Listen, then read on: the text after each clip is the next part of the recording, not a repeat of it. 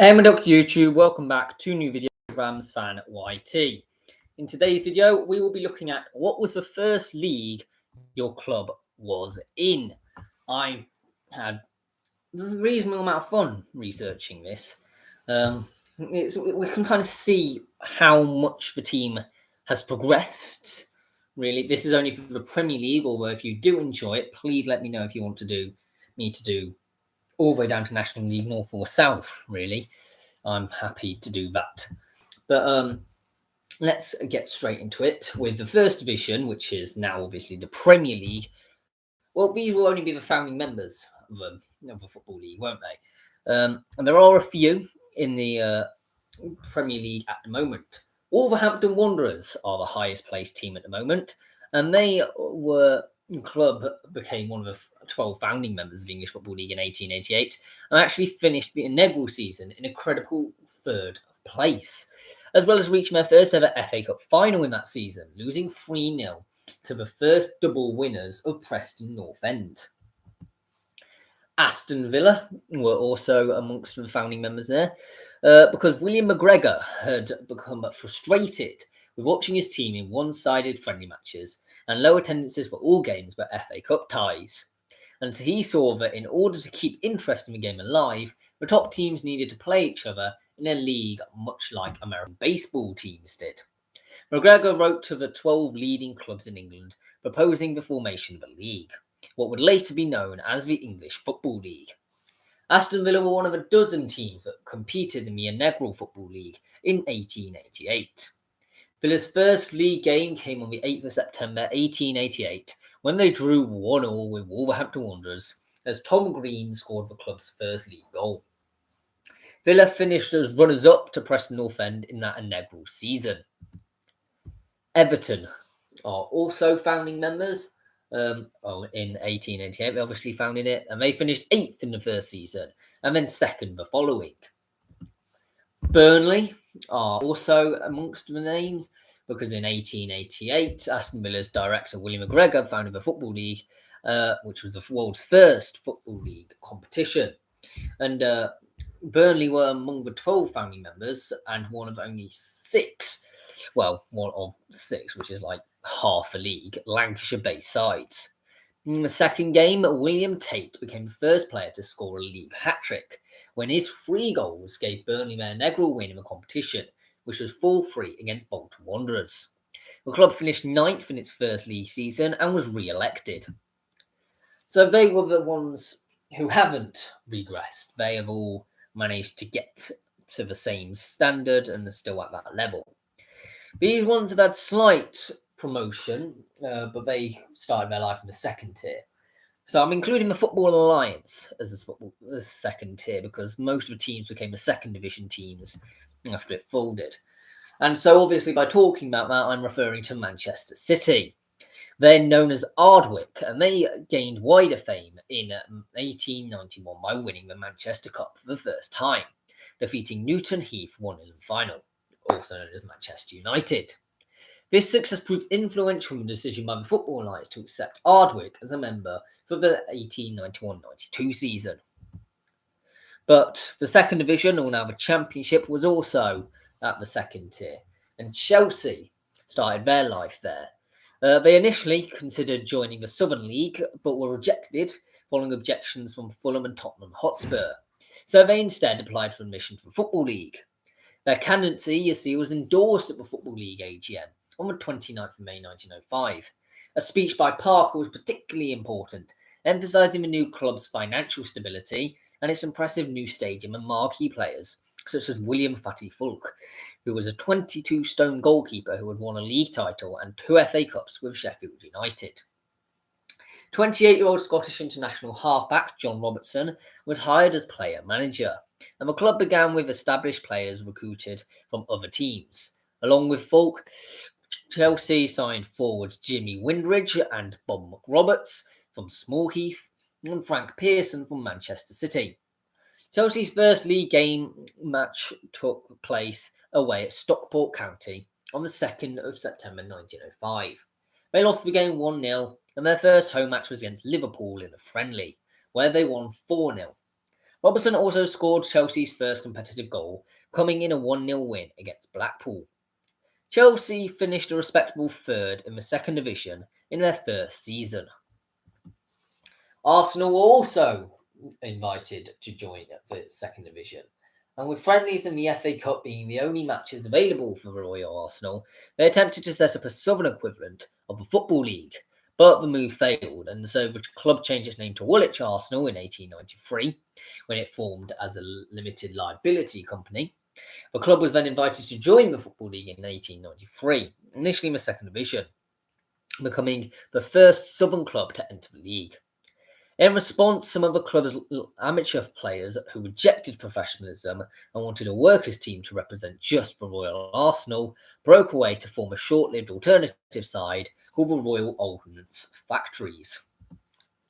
Third tier, there's no one. Fourth tier, there was no one. Fifth tier, there was no one. Sixth tier, there was no one. So you have to go down to the seventh tier, with a Southern League Premier Division, which is now contains a Central and a Southern Division, but before it was just one division. And Brighton and Hove Albion have made their way up the levels, although it was slightly different because obviously the Southern Premier League at one point could have been considered a whole range of from 7th to 3rd tier, really. And Brighton and Hove Albion took the place of a defunct club called Brighton and Hove Rangers in the Southern League. Southampton were also in the Southern League, and the club was originally known as St Mary's Young Men's Association Football Club, usually just abbreviated to St Mary's YMA. And then they became simply St Mary's Football Club in 1887-88, before adopting the name Southampton St Mary's when the club joined the Southern League in 1894. Obviously, still got a connection with St Mary's being the name of their stadium and the nickname of the Saints. Watford were also in that league, but they were known as West Hertfordshire at the time when they joined the Southern Football League in 1896, and they started to turn professional the following year. In 1898, they merged with Watford St Mary's to become Watford Football Club. That same year, the club moved on to a ground in Cassio Road. 8th tier with the Southern League Division 1, which is now the Southern League Central Division 1 or the Southern League South Division 1, depending on which whereabouts you are in the country. We have Crystal Palace. The newly formed professional club applied to join the second division originally of the Football League, but were rejected and forced to settle for a place in the Southern League second division.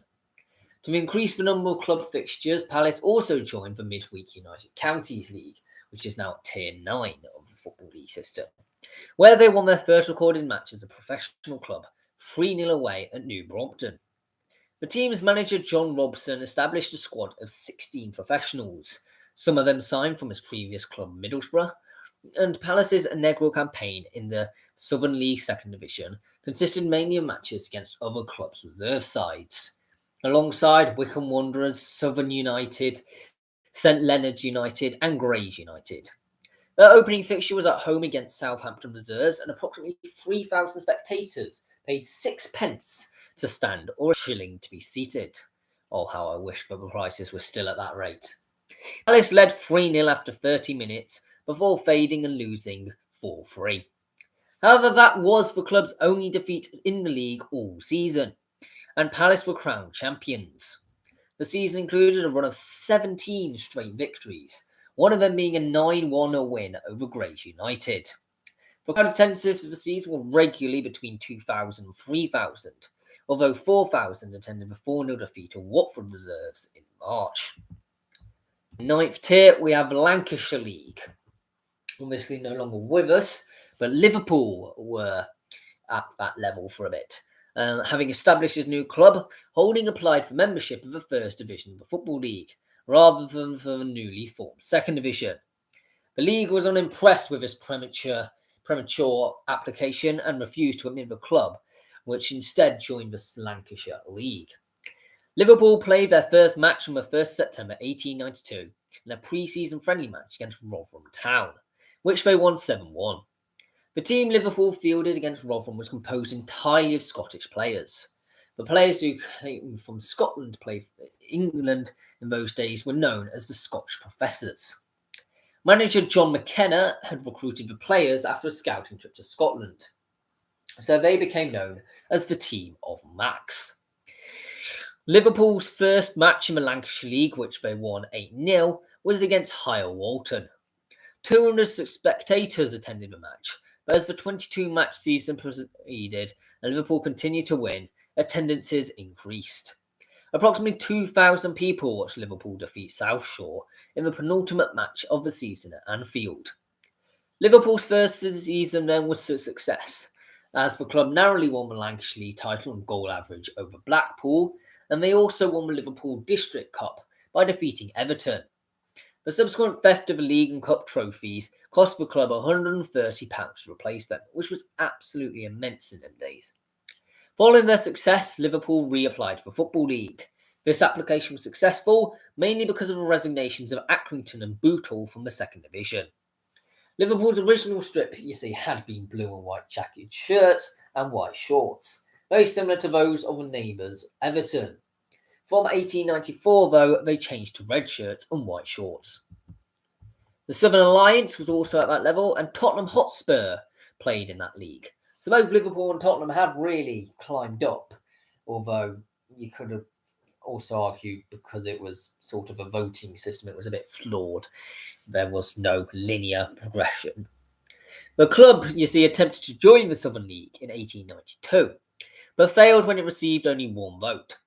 Instead, the club played in the short-lived Southern Alliance for the 1892-93 season.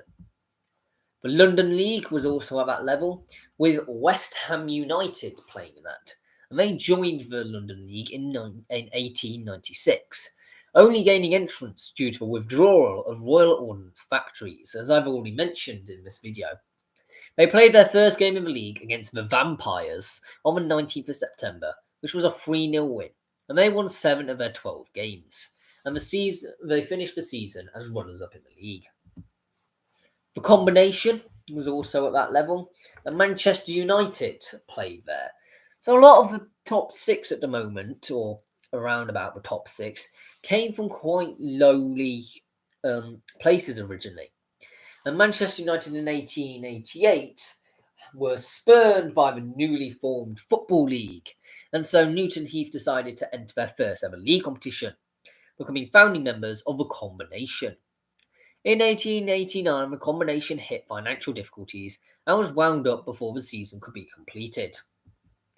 The Midland League, kind of still a league. This is the original one, not the current Midland Football League. It's the Midland League, which joined with the Northern Counties League, I want to say, or something like that, or the North East Counties. It's now the Northern Counties East League, is what I do know.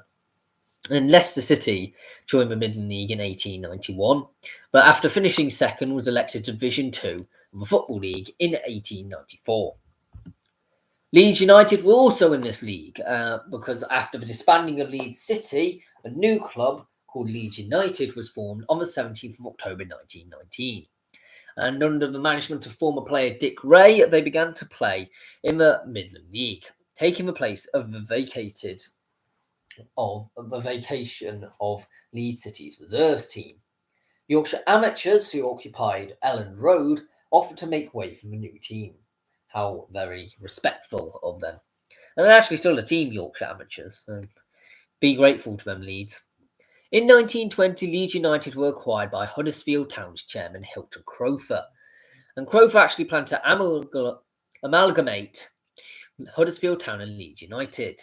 But a public outcry in the Huddersfield press prevented this, and eventually enough money was raised in Huddersfield to buy Crowther out, leaving him to concentrate solely on Leeds United. Northern League, also still a league at the time. I think it's called the EBAC Northern League now. And Newcastle United played there. You see, Newcastle West End was eventually dissolved, and a number of its players and backroom staff joined Newcastle East End, which effectively merged the two clubs, with Newcastle East End taking over the lease of St James's Park in May 1892. With only one senior club in the city for fans to support, development of the club was much more rapid.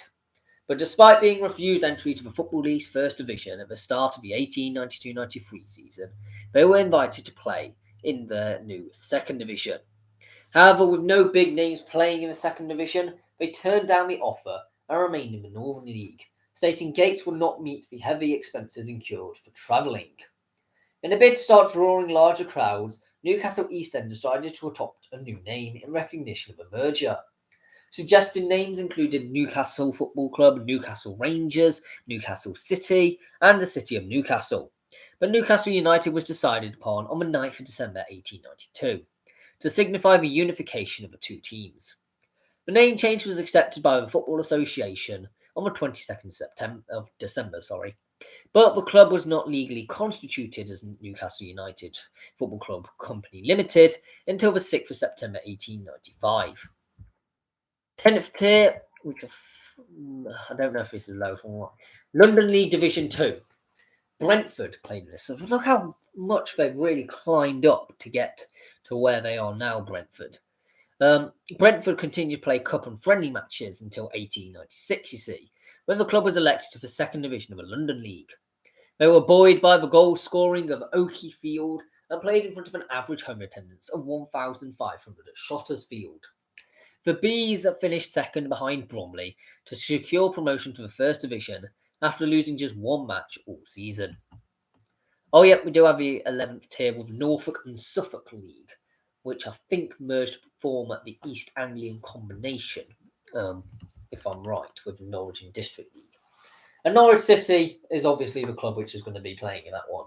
And they joined the Norfolk and Suffolk League for the 1902-03 season. We don't really know much about that other than that. Thank you very much for watching. If you're new around here, please do subscribe. It's a reasonable length video, isn't it? I thought it was going to be a bit short one, but no, we seem to finish around about 15 minutes mark. I will be doing a video on Monday instead of Friday because I'm going to do my playoff predictions. I know some of the League One ones have already started, really screwed it up. Like, why would the Championship not even be finished and League Two not even finish, and they're starting League One playoffs? I don't know. But thank you very much for watching, and goodbye for now.